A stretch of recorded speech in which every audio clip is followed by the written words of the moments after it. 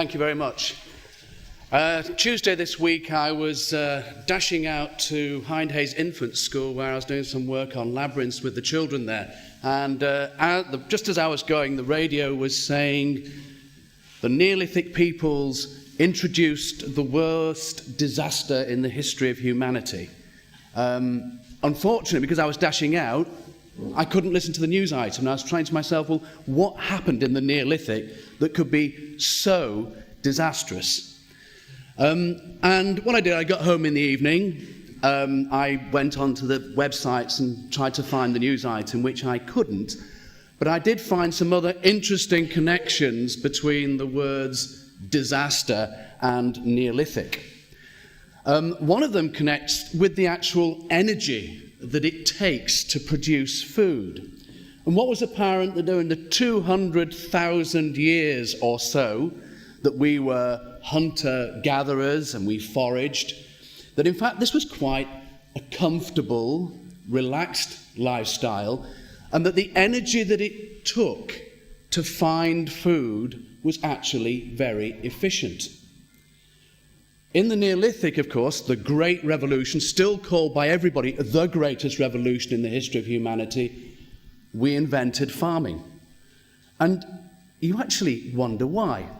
Because if you ever make yourself an ard, as this is some sort of experimental archaeologist, and try and plough a field, and incidentally, before you can plough the field, you've got to cut down all the trees, burn away the stumps, and dig forever, you begin to wonder why we bothered. What was it that was driving us to completely change our lifestyles?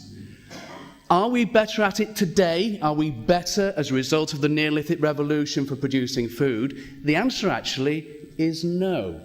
Today, in the petro-economic culture, it takes 10 calories of energy to produce 1 calorie of food. Neolithic skeletons reveal some quite interesting things as well about how our lifestyles changed and how the balance between the genders changed. We know from examples of hunter-gatherer type communities around the world that they often show equal status for men and women. Some of them, in fact, are matriarchal. With the institution of agrarian economies, the role of women changes.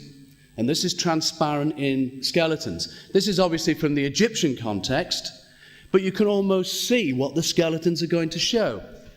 They show arthritis in the ankles. They show heavy arthritis in the knees. They show heavy arthritis in the hips. They reckon that to feed an average family of the age, a woman would be grinding wheat or barley with a saddle quern for something like 5 hours a day. So what was it? This is the mystery for me, and always has been in a sense. What was driving this strange change? Why, after 200,000 years, did this animal, this creature, the human being, Homo sapiens, decide to change the way they lived? And what a change it was.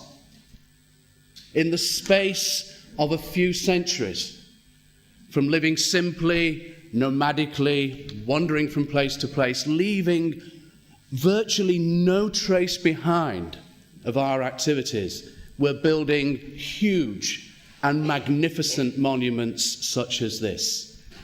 We're going from a culture of small groups, small clans of 50 or so people, operating a sort of cyclic existence, going to the sea at certain seasons, going to the forest at other seasons, to the age of empire.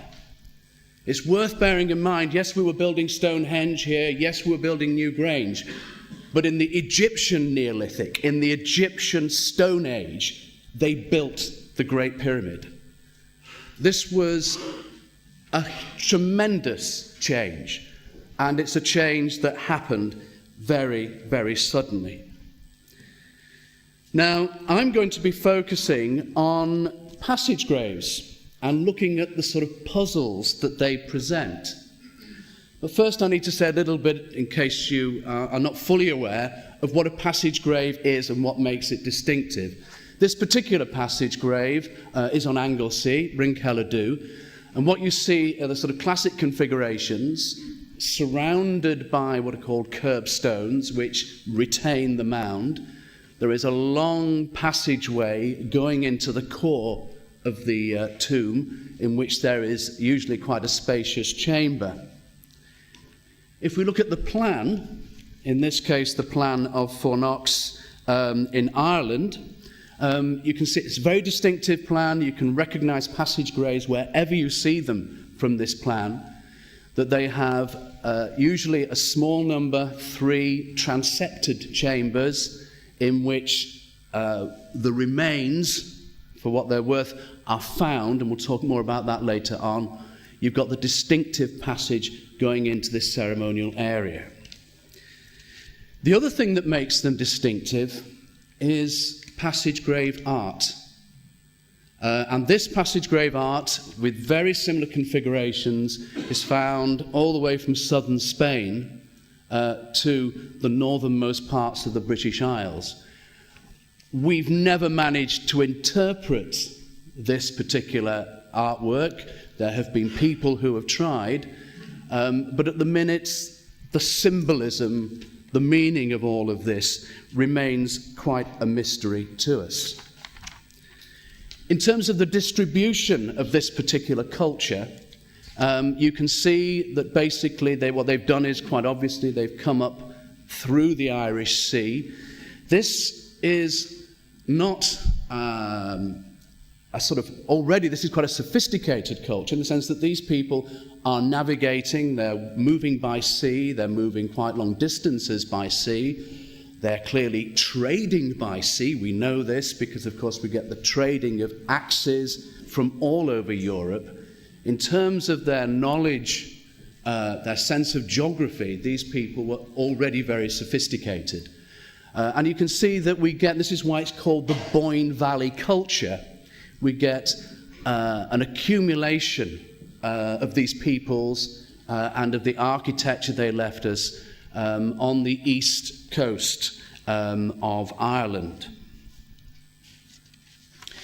Now, I need to say a little bit about their burial customs, because the curious thing is, I've called them tombs. It's common now to call them passage graves, but in fact, the one other thing that characterizes most passage graves is the singular absence of human remains. Now, that is not to say the human remains aren't there, but they're there very often in ridiculously small quantities. I think it's fair to say that you could probably get the human remains that were found in Newgrange, one of the largest of the monuments, into a couple of matchboxes.